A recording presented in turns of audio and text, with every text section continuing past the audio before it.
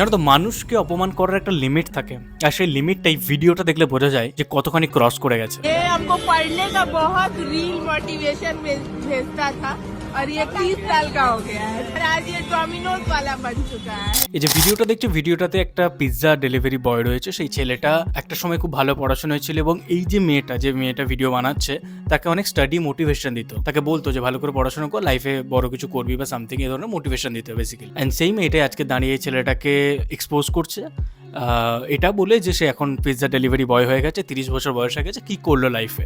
মানে একটা সময় তো ভাই মোটিভেশন দিতিস, আজকে কি করলি তুই? বাট একটা জিনিসকে আমরা জানি, ছেলেটার অ্যাকচুয়ালি লাইফে কি ঘটছে, ছেলেটার কি সার্কামস্ট্যান্সেস এখন রয়েছে।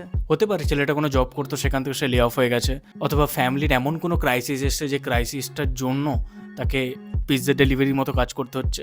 ইভেন ইফ কোনো কাজই ছোট না, স্টিল এই ধরনের কাজগুলো মানুষ তখনই করে যখন তার লাইফে খুব বেশি স্ট্রাগল আসে, মানুষ আর কিছু কাজ পায় না, তখন মানুষ এই ধরনের কাজ চুজ করে। আমার মনে হয় মানুষকে একটু হলেও সেন্সিটিভ হওয়া দরকার কারোর ব্যাপারে কমেন্ট করার আগে। ইভেন ইফ ভিডিওটাতে ভাইরাল করেই দিয়েছে, এখন এই ছেলেটার মেন্টাল হেলথ কী অবস্থায় সেটা আমরা ভালো রকম বুঝতে পারছি। ছেলেটা 30 বছর বয়স, আজকে যদি তাকে এইভাবে এক্সপোজ করা হয় জাস্ট ফর কি সে একটা সময় তাকে হেল্প করতো, মোটিভেশন দিত যে ভালো করে পড়াশুনো করো, আজকে সে কিছু করতে পারছে না। I don't think that is fair. তোমাদের কি ওপিনিয়ন কমেন্টে লিখে জানিও।